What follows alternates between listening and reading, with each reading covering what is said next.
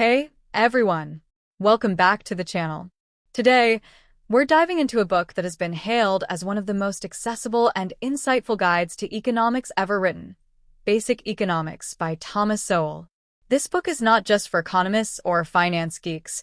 It's for anyone who wants to understand how the economy works, why policies succeed or fail, and how to think critically about economic issues. Thomas Sowell, a brilliant economist and social theorist, breaks down complex economic concepts into simple, easy-to-understand lessons. Whether you're a student, a business owner, or just someone who wants to make sense of the world, this book is a must-read. So, grab a notebook, sit back, and let's explore the key ideas, lessons, and takeaways from this incredible book. Overview of the book. Basic Economics is a comprehensive guide to understanding the fundamental principles of economics. The book is divided into several sections, each focusing on a different aspect of the economy, such as prices, markets, labor, investment, and government policies.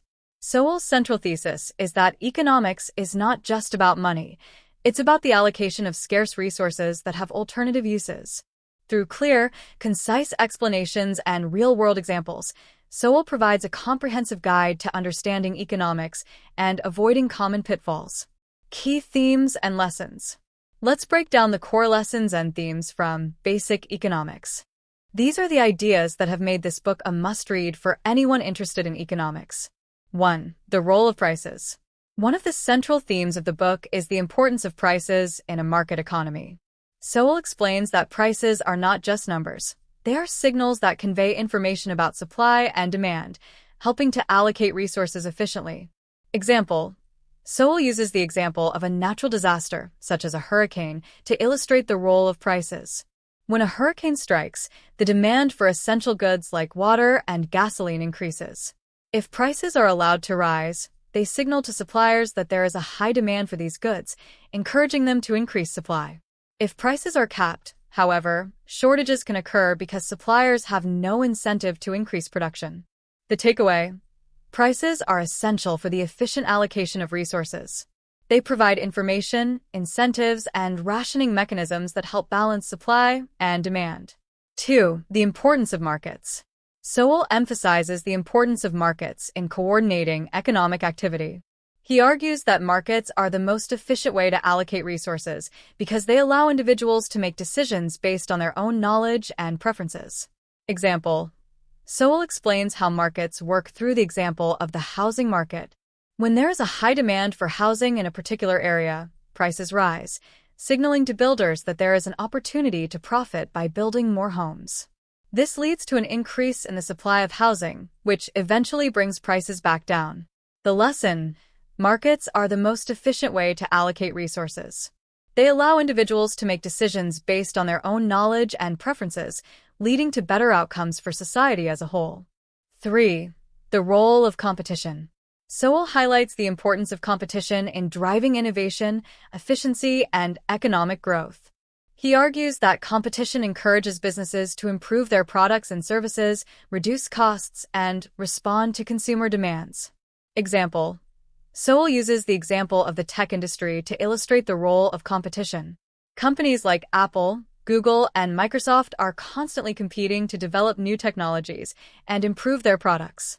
This competition leads to innovation and benefits consumers by providing them with better products at lower prices. The takeaway: competition is essential for economic efficiency and innovation.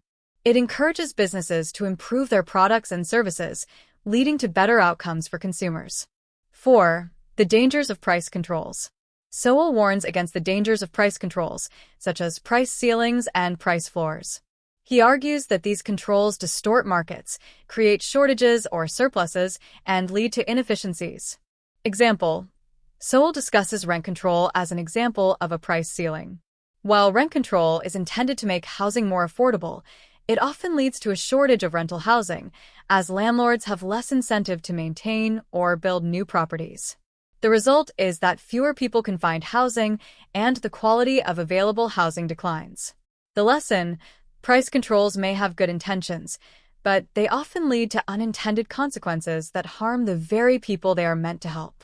5. The role of government in the economy. Sowell discusses the role of government in the economy, arguing that while government is necessary to enforce laws and protect property rights, excessive government intervention can lead to inefficiencies and distortions.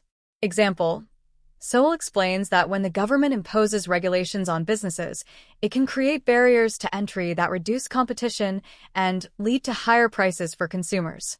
He also discusses how government subsidies can distort markets by encouraging overproduction of certain goods.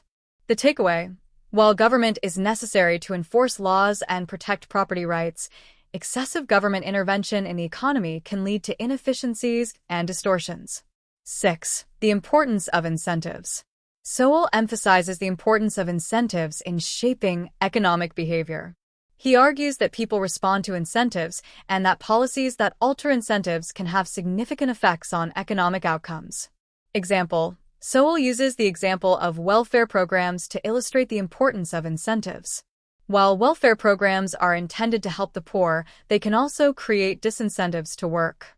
If individuals can receive more money from welfare than from working, they may choose not to work, leading to a reduction in overall economic productivity. The lesson: incentives matter. Policies that alter incentives can have significant effects on economic behavior and outcomes. 7. The role of labor markets. Sowell discusses the role of labor markets in the economy, explaining how wages are determined by supply and demand. He argues that minimum wage laws, while intended to help low-income workers, can lead to higher unemployment by making it more expensive for employers to hire workers. Example: Sowell explains that when the government imposes a minimum wage, it creates a price floor for labor. If the minimum wage is set above the equilibrium wage, it can lead to a surplus of labor, i.e., unemployment, as employers are less willing to hire workers at the higher wage. The takeaway: labor markets are subject to the same principles of supply and demand as other markets. Policies that interfere with labor markets, such as minimum wage laws, can lead to unintended consequences. 8. The importance of investment. Sowell highlights the importance of investment in driving economic growth. He explains that investment in capital goods, such as machinery and technology, increases productivity and leads to higher standards of living. Example: Sowell uses the example of the Industrial Revolution to illustrate the importance of investment. The massive investment in new technologies and machinery during the Industrial Revolution led to a dramatic increase in productivity and economic growth, ultimately raising living standards for millions of people. The lesson: investment is essential for economic growth. Policies that encourage investment, such as low taxes and stable property rights, can lead to higher productivity and living standards. 9. The role of international trade. Sowell is a strong advocate for international trade, arguing that it benefits all participating countries by allowing them to specialize in what they do best and by providing consumers with more choices at lower prices. Example: Sowell explains that when countries engage in trade, they can specialize in producing goods and services in which they have a comparative advantage. This leads to greater efficiency and lower prices for consumers. He also discusses how trade barriers, such as tariffs, harm the economy by raising prices and reducing competition. The takeaway: international trade is essential for economic efficiency and prosperity.